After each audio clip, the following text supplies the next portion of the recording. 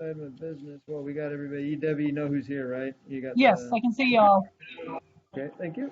Public Works Center project update, I guess, once again there. Yeah. Sure. So I gave you all a couple of sheets of paper. We can go through them. All the buildings have summaries next to them. Building A, obviously they're almost done with Building A. There's a few items here we show, but they're all minor items. They are coming to a completion. Building A, the roll-up doors are in the back. You can see some pictures of painted areas as well. Building B, again, getting close as well. They got a few things going on. Left to do some drywall taping, some metal siding, again, minor stuff. But the doors are in as well on that one. That's nice. Those are the two biggest buildings that they've been working diligently on. Building D, you can see an aerial view from a drone, and you can see it looks like kind of an H, kind of a format of the foundation. So the concrete walls are in progress now. They don't have all the forms, but I guess they've been delayed a few more weeks getting the forms to do the walls in here. But what's left to do is obviously the clear span roof. It's going to go over the top of it, the slab, some ballers behind it. Then building E is one that we've seen for quite a while. It's on the right side, and that has stem walls are under the mezzanine are being poured now, and then what's left is the windscreens and then the slab on the bottom. Those are the two bigger items that are left on building E, which is the equipment storage building. You're just looking at that vault that you see right in the foreground. That's going to be the elevation of the asphalt that's all done. So there's still quite a bit of material coming in. Right, the field, right, and then the asphalt too. So to give a little perspective there, you can see one of those man lifts to the left showing the kind of the gap between the two buildings. And the last building is building F. They have erected that. That's the last time we were together. Working on the things to finish that if they have to pave the inside of it. But the building is still under construction, like the roof. Getting closer to that one as well. Okay. How long can we get until we get a tour? That tour can be probably as soon as you want to. Happy to make arrangements to get that done. I was waiting to hopefully get a little bit further along, but certainly building A. It looks like it's Yeah. enough to go through and see what's going on. Yeah. Yeah, if you're ready to do that, we can work on getting it scheduled. Let me know. Thank you. We do make you take your shoes off at the door. God. You don't want to be messing up the I'm just carpet. going to wear my work boots over there. So I want to go with Tom because he has to take his shoes off. So going back to the update sheet here, front cover. RFIs are up to 312 to date. The last time we met, that was 293, another 20 more. Change orders were up to 72 change orders, and we'll talk a little bit more about that in just a second. 72, the last time we met, that was 58. Approved change orders are now up to 873,000. The last time we met, it was 790,000, basically. If you go down to the last bullet point, potential change orders forthcoming. The last time we met, we were thinking about 256,000, and those 14 change orders that increased have pushed that number up to $1.1 million. So that obviously has alarmed Ryan and I, and so we brought legal in. We're going through that process now on what we got to do. We are obviously digging into those change orders if there's anything that is something that has justification on.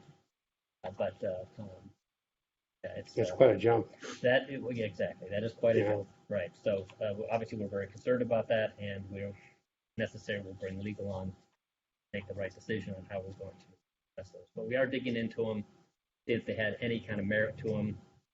Though that much of it has no merit to it. But gotta dig down deep to find the devil in those details. Yeah. All right. So then, just on the working days, we feel that they have justification through April of the days we talked about this, how many days we had left, and they had some weather days over the last couple of years. We feel that they can probably claim days with other items up to through April, so which is where they feel they'll be done, just in general. So they'll all be justified. Then on the last side, just the budget, just briefly, we've spent 86% of the budget right now. It's the last bullet point. And the last time we met, it was 83%. So they only increased 3% since the last time we met in the end of January. Not like they're taking a lot of money left on the contracts as we move forward, but we are still pushing for April to end with the project. And that would be the end of April. You still think about May for the asphalt? No, I'm thinking paving in Everything? Oh, April. too? Yeah, Okay, I'm okay. thinking that we're Done. done with their project in April. Good.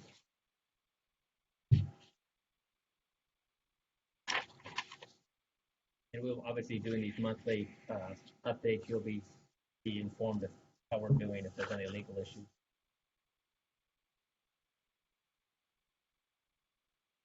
I'm Questions good, on- you guys? Well, Yeah, thank you. if Kelly has any questions? Kelly's always got a question. Yeah, I'm trying to think. Well, and No, if you well, want to so- come out and visit, we What, can. I did have one question on, Sure, yeah, you know, if we're done in April, yeah. right, then that will be, He said the end of April. the end of April, yeah, April, just- yeah, right. say the In end other of words, April, May, Yeah, first of May May. 1st. right? Yeah, if we're done, Well, yeah, go ahead. yeah, so if we're done then, so how many working days will that be? So that's another Think of 20 working days in a 60. month, 20, okay. 20 in a month. So is that, 5 per month. is that 60 extra working days from the February that we had on to the February one? So it brings it to 418? Right, it would be, yeah, so if that was February, so you've got, let's suppose you had 15 in February, and then March, April, so 20, Mhm. 20, 40, Mhm. and then that's 55, so, Mhm. yeah, so, yeah, you'd be over 400. Wow. So, yeah, that's amazing, right? Yeah, I mean, we go back to all the circumstances that were involved here, and I'm not saying they're all justified, but I mean, we had a lot of things that happened in this project with the COVID and the supply chain Yeah. issues, but, you know, that also only goes to a certain point, and you're saying, okay, enough's enough, right? Right. All right. So that's what we're gonna have to kind of work through, is when's enough enough. Well, You and keep blaming things, but you still gotta get done. You still yeah, gotta- yeah. you know, when you look at it, you know, it's surprising that the costs haven't gone up commensurate with the working days. Some real silver lining there, right? That you guys have managed to keep that cost controlled that way. Yeah, I think under normal circumstances, we would a lot of times find ourselves. Right. Budget. Fortunately, we've been. We do.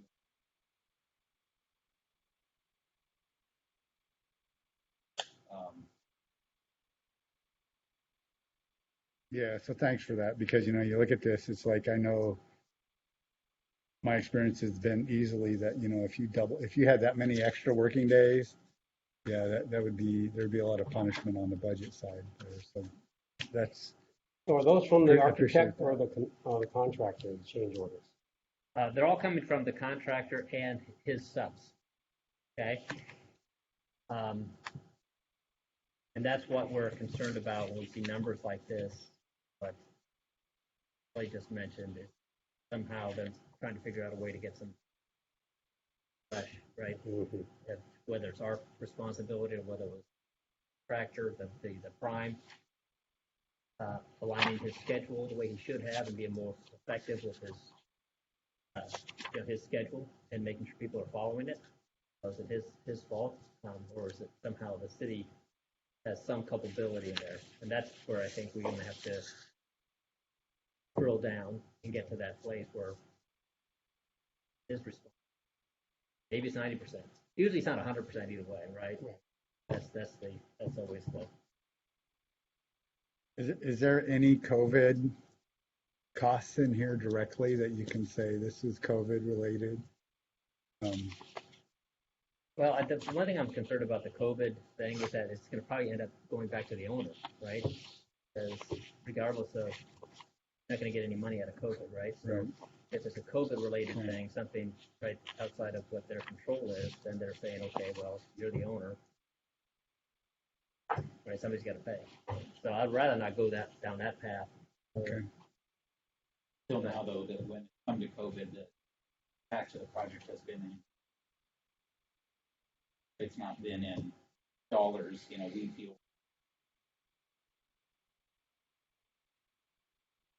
But you could protract that out a little bit and certainly make the connection because of COVID, then the delay to this day to supply chain and cost increases as that wave has kind of gone through, impacted materials that our coiling doors are made out of, for instance, that COVID has had an impact.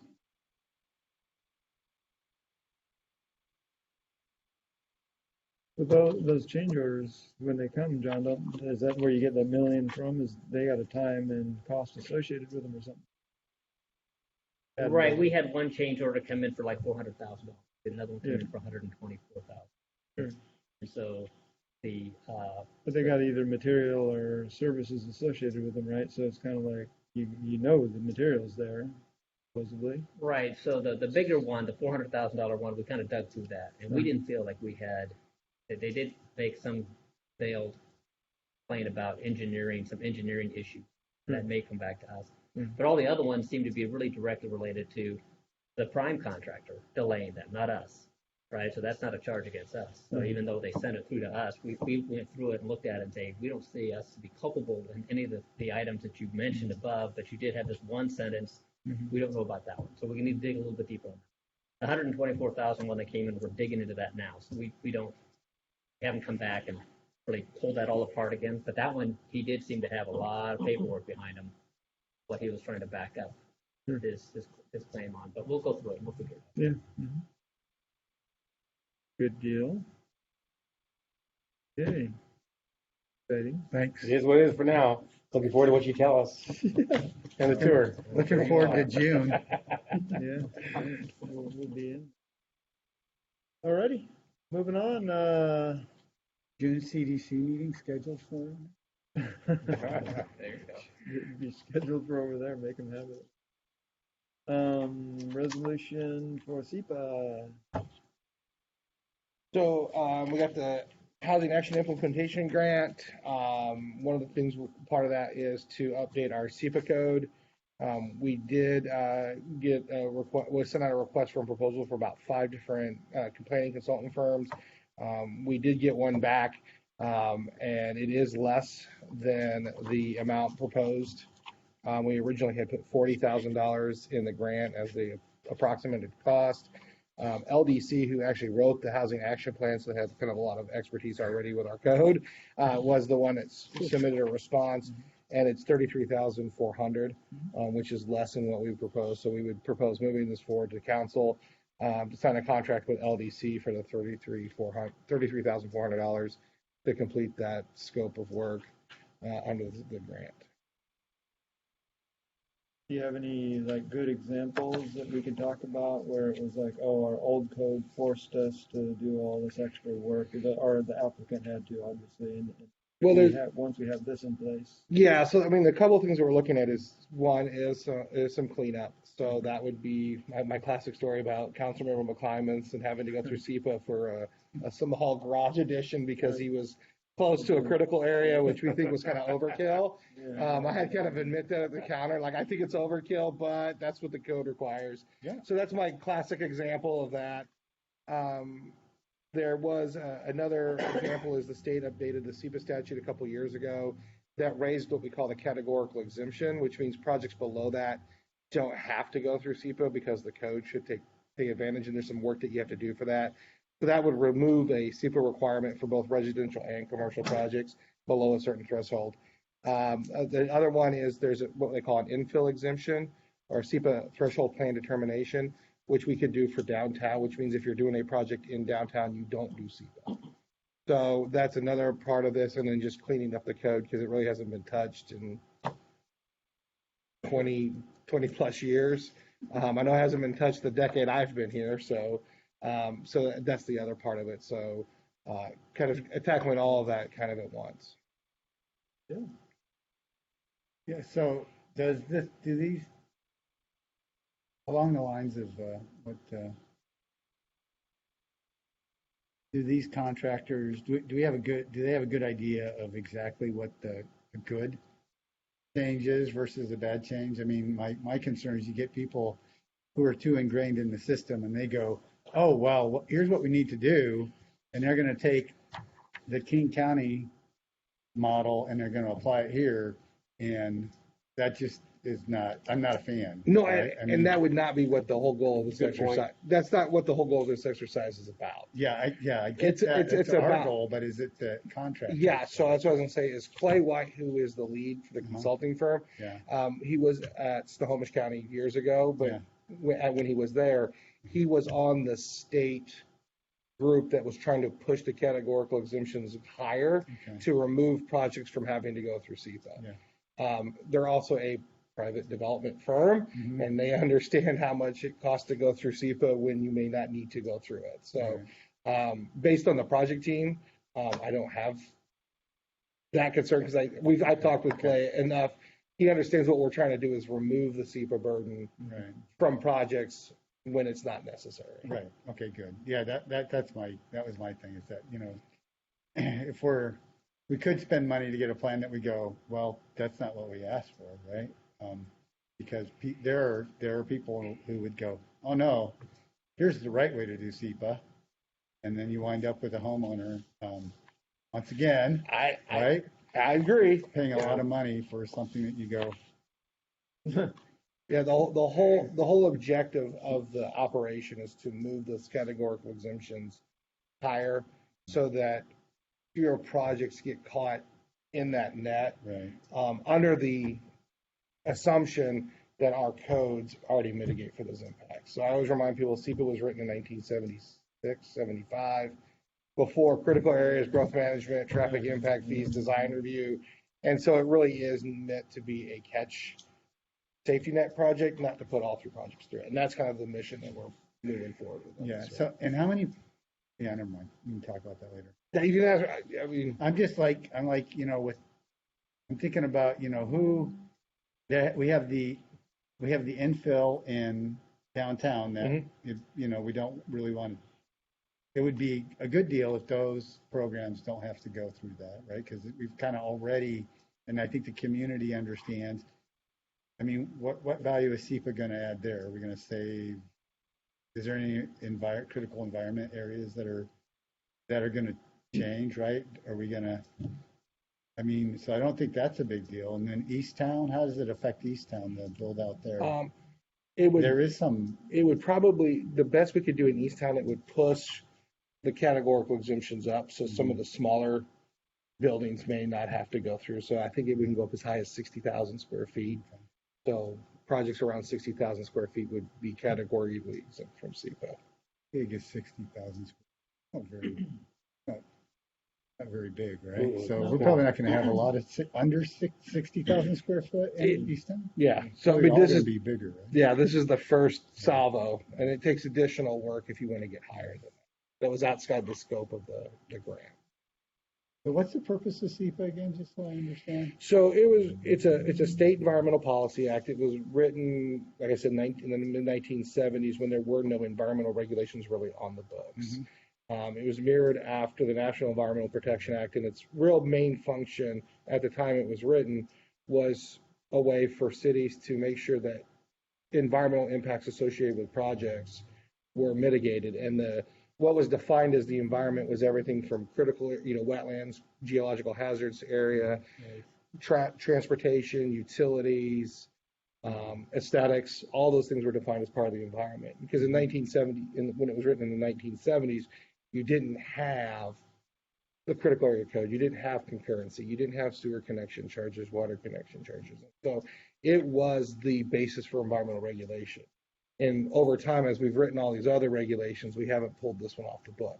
There are times where it's still needed because the project just gets so big and complex that you need that safety net.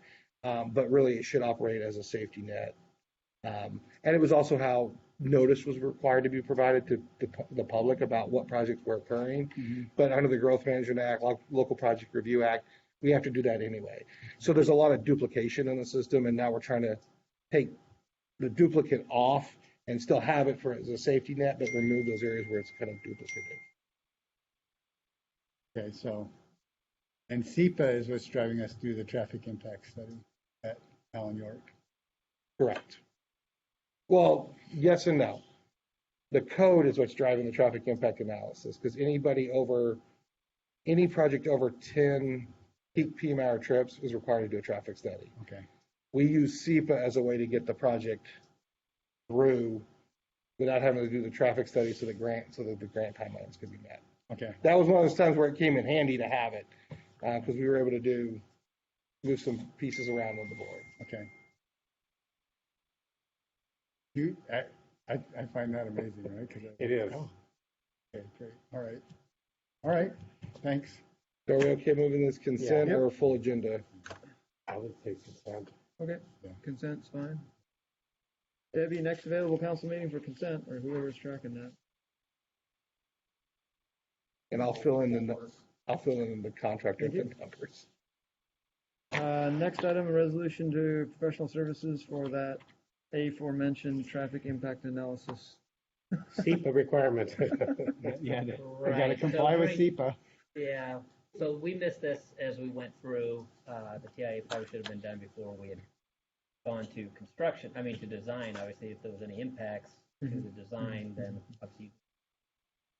But this was picked up when we went through SEPA that it was not addressed. And I didn't bring it forward at that time because we were so underwater with this project that to spend $10,000 more, right, wouldn't be prudent if you were going to reject the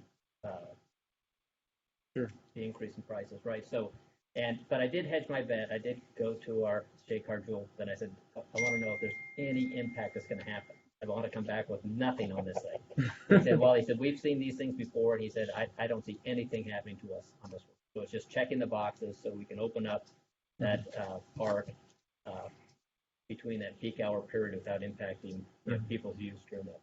A lot of money to check boxes out there. I'm sorry, was that- That's a lot of money just to check strikingly boxes. cheap Well, for yeah, well, all we $8,000. do is just say that we don't need it at all. I'm But that's impressed not that where you we're can at. get that. I spent more than that on mine. Yeah, I know, right? Okay, I'm fine. like, my stormwater thing. I for agreed my with you garage. at the counter. I know you did. No. I have no problem with the city there. That's not all thing. It's like, really? I gotta pay all you guys money to do this? Well, it made you become. Right? He understands what the I'm people still go through. blaming Dan for the most part. Oh my God. So I thought, didn't we have delegation of authority of under whatever 10? If it's a budgeted item. If it's a budget, it's non-budgeted, so it has to, okay, we're good, okay. Wanted to make sure it wasn't something that we had to move, so. I think it's 20 if it's a non-budgeted, up to 30 with prior council housing. So this is just to make sure that we're compliant and we don't think anybody's gonna come back and say, There'll be no signal. we have to or move a additional parking layout or lot. any of that kind of We're stuff. gonna have to Required, add yeah. 10 more boat They trailer got the roundabout spots. in here, John? Yeah, no, You The can roundabout in here? Yeah, no roundabout. Yeah. Yeah, there's other Traffic places. circle, we'll call it a traffic circle. There you go. Speed bump. Branded. I thought there was a traffic circle by the BMX The area. tipping point. Okay. I'm okay with that. I'm okay with that. Yep, all righty. So we'll move it along to the next council meeting then, I guess, on the consent agenda. If somebody wants to talk Okey-dokey. about $8,000. And our minutes, and apparently Tom has made One some correction, it has been submitted. There it is. Any corrections, Kelly? No? Mm-mm. No, So we'll move along to our open committee discussion. Got two people that want to talk to us too. Tom has some people that you drag Tom along has here. some people, I find it. Tom has people. Mr. Watson, what was the issue here? Well, first thing is talk about the volleyball. I mean, the volleyball court. Yeah, the volleyball court and the kayaks, the canoes and stuff. You want to tell them what we talked about earlier last week? Yeah, sure. Hi guys, my name is Burhan Sela. Did you get that, Debbie? Who our guest? I am the vendor that who our guest operates is? I'm trying to get Debbie to the notes. Yep, I got it. Okay, thank you. So I'm the vendor. I operate the kayak rentals at Alamo Park. So the contract ended, and for the when we were managing the currently renewing with some changes compared to what we had before. So one major thing we felt that's in the station at the parks. When we were, it was just we bring in the kayak, start off with 50 and then when COVID hit, we had to. A fence was built at Alamo Park, and Excuse me a second. Can you and I just switch seats? Because I think our little buddy here is having trouble. No, I think It's Debbie. I just muted Debbie. Yeah, it was Debbie picking up on the typing. Okay, all right. Sorry to interrupt you. No, I just you're totally fine. I just want to make sure for the public record that. So when COVID hit, there was a fence built, and all the cars were just staying there. And then towards the end of the season, around in the driveway, I'm not sure if any of you have actually been to the park, but there's a new fence that's been built. It's a gate that blocks the driveway leading up to the water. So when that was built, it kind of made it impossible for the van and the trailer to be backed in every single time because it went from it was like a 25-foot opening to like a 20-foot, or it's much tighter, so you really can't fit it unless you have someone on a walkie-talkie and then just communicating. So it became difficult to even try to train staff to back in the trailer. So that was kind of like one of the main reasons why we had to just keep the kayaks there. Anyways, we were having some issues. We were thinking that what if Cascade Alliance needed to get in? Do they have access? So, anyways, the season ended, nothing happened, and then next season started. We were in the same setup. The fence was there, kayaks were there, and then eventually everyone became aware. Okay, what if Cascade Alliance? I communicated with Cascade Alliance, and I asked them like, hey, what can we do to make sure that you guys have access? And they told me as long as they have a key and just a phone number who to contact, but also a key, so if they needed to move anything, they said everything's fine. But I think what we'd want to do is just have our own storage without blocking any entry. And what was proposed this year was right behind the volleyball field. We would put a fence right in that area, and it's about 400 square feet in total of how much area for kayak storage we'd be able to have. And then right on the driveway, kind of next to the neighbor's fence, would be about 800 square feet, and that would also be used.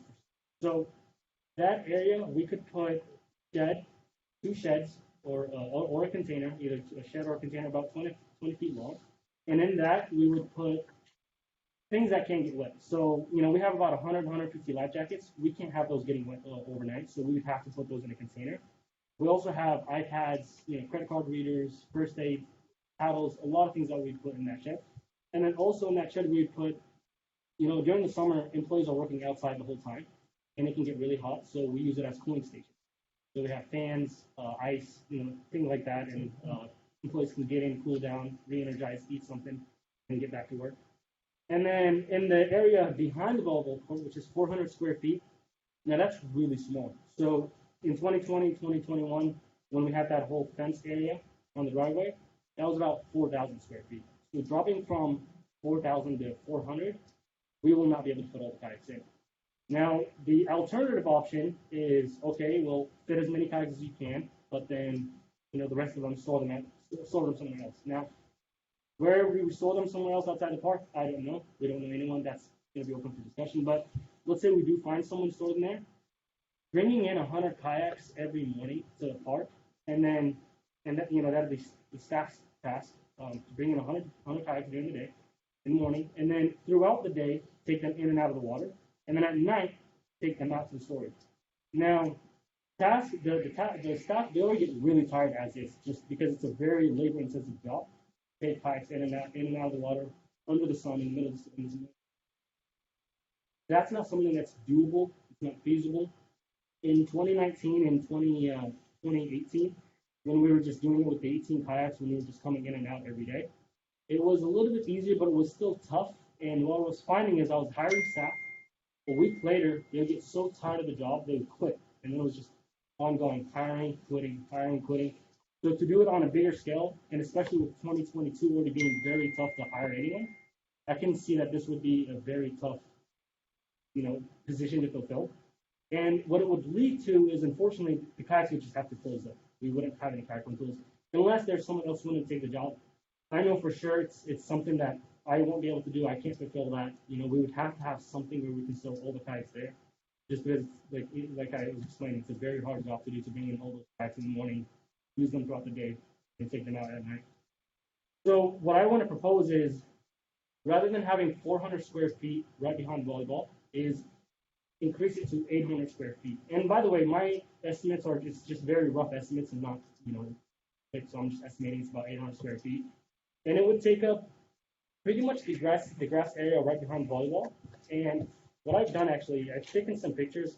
Sorry if you can't see them, but this is the area right behind the volleyball. So these pictures were taken on May 27th, May 31st. So right on Memorial Day. And the reason I have these pictures for you, 2 different years, and as you can tell, no one's sitting at these areas. So one of the busiest days in the summer, no one's using these areas. People love to be either in front of volleyball or just right on the water.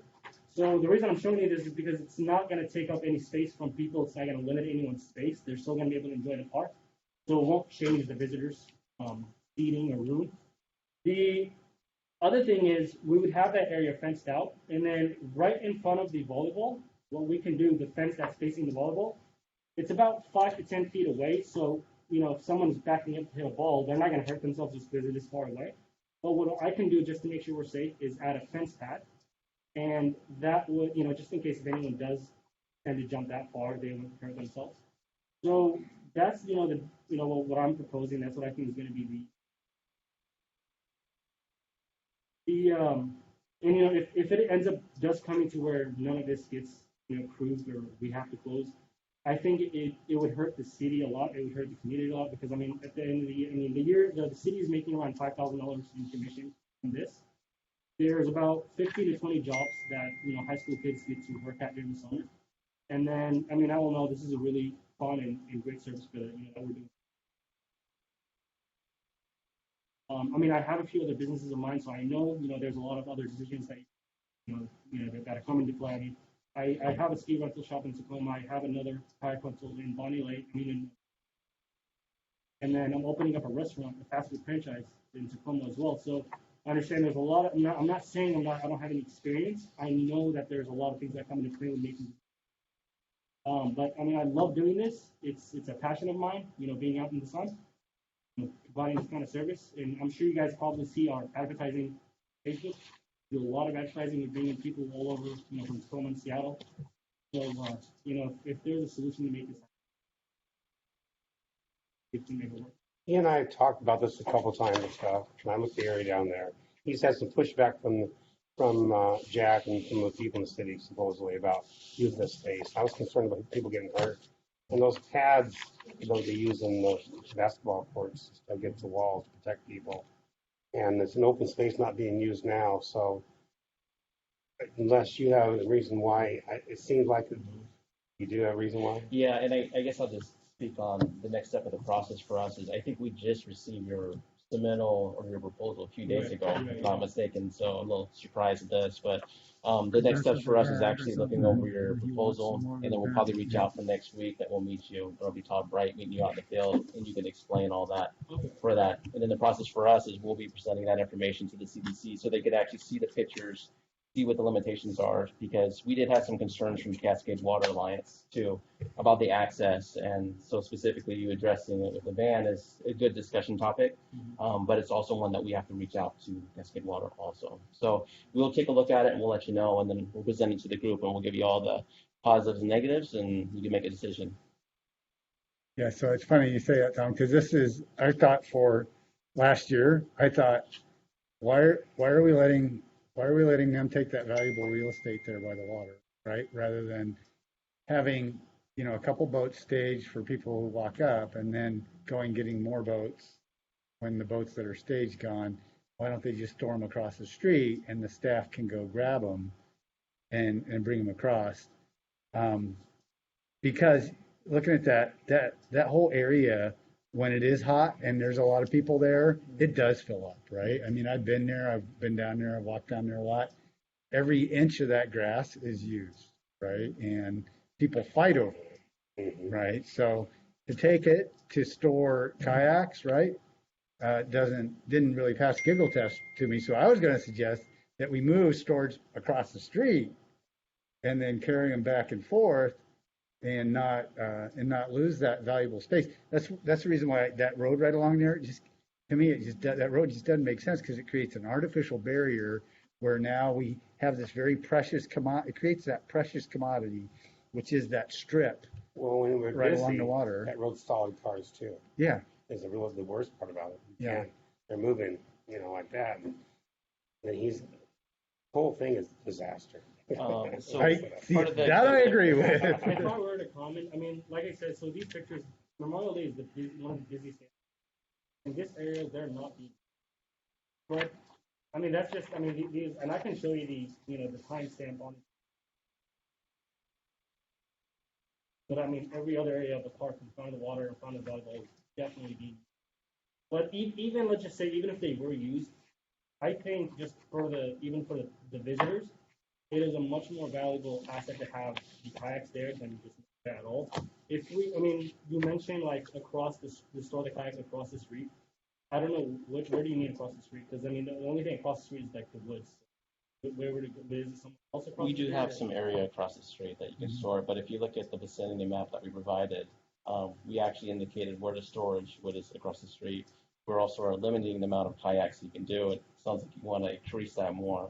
But again, we can meet you on the field and talk about that. Yeah. It's not a problem. Not be anxious to what you bring to us, your Yeah. suggestion. Definitely. Yeah, I mean, this is just, I mean, I'm just letting you know kind of what I've been thinking, right? And the thing is that I agree that the kayaks it's a great asset to have, and there are a lot of people that enjoy it, right? This is like a tough problem. And the problem isn't you, the problem is the stupid streets there, right? Because if the street wasn't there, thank That's you. not just a street, by the way. It appears to be a highway. I'm just saying. That's what Google says. But- It says highway. But if we put a roundabout over there by Kelly Well, there you Church go. Lake Road, That would it'd solve solve it. everything. There you go. And understand, we do see the benefit of having that kayak rental business there. It's more about we need to make sure that there's limitations that we could actually manage, and it's managed well. And I think we want to make sure that we're actually going to be having that happen. We'll meet with you on that. Yeah. So what about what about down at the other end? Is that whole area for the boat launch, is that used 24/7 all the time? And because for the most part, the police have their boat there, right? Yeah. But do we use that? I usually see like trucks and stuff in there, but All turn around and Are you stuff. talking Is that about what that the is? the asphalt Yeah. area there? yeah, Yeah, I mean, it's a bad place for a boat launch anymore, and that whole asphalt area gets taken up with trucks that loop in, Yeah. and trucks today, we all know the sizes. Well, the big long boats. It's constantly busy during. And then you're gonna have 86 people trying to get to house Yeah. off those two roads. And we'll be talking about a little bit more of that later, and council is, well, Good luck. some issues. Dovetail into that. More to come on that. Alrighty. Okay, I asked Thank Mark you. to come tonight Thank too. Thank you. Talk about the historical society, the location, the roof. Mark, Mark, you need to leave that building quickly if it's leaking. I was going to push it down. All right. Well, good evening, ladies and gentlemen. Can you hear me? Yeah. we hear ya. Good. You all look good. A little older than I last saw you. Forget where City Hall is there, Mark? No, I know where it's at. Well, I'm talking tonight about something been near and dear to my heart for a long time, and that's the Greater Bonney Lake Historical Society, formed in 2001. All volunteer. Money that comes in is basically all donations. Don't take any taxpayer funds. I mean, we just did get a grant, but most of the funding that keeps us going on a day-to-day basis is all volunteer money, donations. You know, used to have a Santa breakfast every Christmas. Everybody enjoyed that. That was our main fundraiser. And of course, with COVID, that's been dead for the last couple of years. But I want to talk about kind of what you guys talked about first, and that is the delightful new public works building you guys are going to be moving in June, which means that you'll be vacating the old city hall. And so my concern is, and it's this concern for a long, long, long time, is the Greater Bonney Lake Historical Society has been there with their resource center for the last, I think this year is its 10th year. It's had, allowed public access to, to community records, both at, the new city hall. We were there for a while. Then, of course, Mayor Johnson put us in at the old city hall. But anyhow, the building's got some issues, but we got a meeting with the mayor. Thank you, Mr. Vodovich, John, for getting us pushing that through and finally getting a mayor appointment with the mayor. I think it's on Thursday. But I just want to talk to you guys and talk turkey here. Are you guys going to knock that building down right after? I'm glad you guys are starting the park plan and moving that forward. That's great. But are you guys going to immediately knock that building down for more parking for those big yachts that come in from Tacoma and launch their frickin' boats? Yeah, no, that'll take a while, Mark. I'm sure you're well aware. That's a long process, and I haven't heard anybody say that they're going to kick you guys out and knock the building down and then let you fend for yourself, right? That's okay. Pretty known, right? That's good to hear. It's full of asbestos too. You can't touch that building. I can't imagine. Yeah, it's environmental. There. Environmental. The environmental. You talk about SEPA. Oh my God, you guys are going to be up to your regulations forever. I know. So that's good to hear. So what I'm hearing from the illustrious council, at least 3 members, that nothing's going to happen probably for a year. No, I hope better than that. No, not right away, but not for a year. So we are not maintaining. Right. Yeah. Exactly. So Mark, just for just me, right? Just one single council member. And I'm glad to hear you have a meeting coming up with the mayor. That's fantastic. Because I've heard people talk about, you're completely correct when they transition over to the other Public Works Center, that there will be some space available in some other city buildings that may be able to be, reallocated. So from a really super high level view, I love that idea. I don't know what it is. I let the administration and you guys kind of work that out, right? But I'm 100% supportive of getting you guys into a maintainable space. There you go, right? Because I really don't want to throw good money after bad over there. But if we need to do something that's an acute problem, yeah, it's something that we could do. But that's a scenario. You're probably well aware of that, right? Yeah. One of the things I'll let you guys know is that we did, like I said, we just got a recent grant. We're trying to do, looking out, we're kind of envisioning that a lot of the things that we're going to be providing to the public is going to be virtual, meaning that location is going to be important. Because there's always going to be those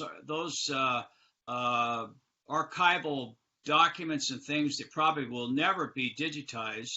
They'd be just too difficult to do. But we're actually getting a new server, some new computer equipment, and doing a lot of stuff online. We're going to be very progressive in that area, probably one of the more progressive in Pierce County. And we're getting all of our all the records that we have and try to get most of it online. So it will be easily accessed by us remotely, plus it'll be easily accessed by the public in general, from their home. They don't have to necessarily come to a museum. And that's kind of the way the whole industry is going. The historical societies and even museums, everything's becoming more and more virtual and more things going online. So that's where we kind of see our future, but we're not there yet. Okay. So we need some time to make that transition. Like I say, we did get the grant. We should be able to move it forward. In fact, we have a meeting this month with the vendor that is going to. We're checking out. We may award a contract with them, to move forward on this moving things online. But we do need a physical space and one that's fairly dry. Okay. Yeah, that would be great, right? Yeah. Now, my understanding is there is some leaks. Does the city have somebody that's doing maintenance on buildings now? What's going on with that? Yeah, they do. Yeah. They maintain the Lions Club buildings as best we can, yeah. Well, but is there a staff member that goes out and maintains the city buildings now? Got a facilities maintenance staff that looks over that. Placements though are typically beyond the scope Yeah. of his duties. Yeah. And What's I'll remind the council that Gary Leaf had proposed $150,000 to replace the roof in this last budget cycle. It was unanimously turned down 0-7. Yeah. So that's why I was adamant when I said we do not intend on maintaining that building. Yep. And unless there's a change in direction from the city council and you want to invest money into that building that is, we've all talked about, has had mold issues over the years, has a cattywampus floor, has, a leaky roof, has a substandard HVAC, heating and air conditioning system. Yeah, so yesterday we had Mike, our facility maintenance staff. He actually went up to the roof and he cleaned out a lot of the needles and the moss that was causing a lot of the water issues. So I think that addressed a lot of that concern on there. But long term, it is a different discussion. Okay. Okay. Yeah, Yeah. I mean, it's in the building was your key there, phased. Mark. I mean, I would have liked for the city to keep it. I've never understood why we can tear down a building that took thousands and thousands of taxpayer dollars. And I mean, how much would it cost to replace a building like that? Oh my gosh. Just depends on what you want to do, right? Kind of depends. We're good at spending money, right? Well, yeah, I agree with that. I check my water bill and my sewer bill every month. Hey, what's up with that? I hope you guys are going to have at least an open house on this new building because I think the water rate payers and the sewer rate payers at least deserve one piece of cake. Oh yeah, at least, right? Yeah. As long as you come, if you promise to come over, we'll make it happen. I will. I'll come. Yeah, As long as I take the shoes off at the door. Yeah, you gotta take your shoes off apparently, but Okay. for the granite floors. But that's all I have tonight. I mean, I could go on and talk about the Flume Trail, but I know you guys want to get out of there. No. We got another meeting to go to, Mark. Yeah, I know.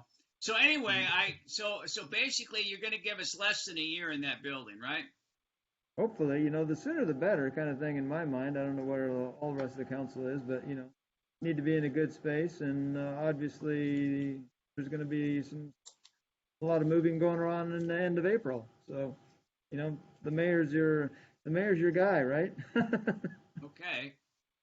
Well, I know, but again, I know how it. the money is. You guys don't have any money, though, sloshing around. There's always money, Mark. It just depends on what you want to do. You know how that works, right? Yeah. Not like there's been anybody that wants to give away money to pet projects. So, yeah. Okay, well, I just didn't want you guys to forget us there, and just, exactly. Just give us, the 10 minutes before the bulldozers show up. Oh, no. Yeah. You're at least a day, Mark. Yeah, well, that's good.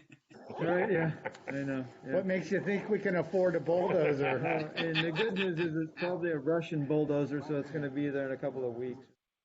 Yeah, those type, they fly and land suddenly with a bright flash. Right? Very good. All right, well, thanks for the time, guys. Thanks, Mark. Thank you. And I'll be back. You always do. Better. All right, so I guess that's all we got. meeting. So Debbie will close the meeting, and we're done for this evening. Yay.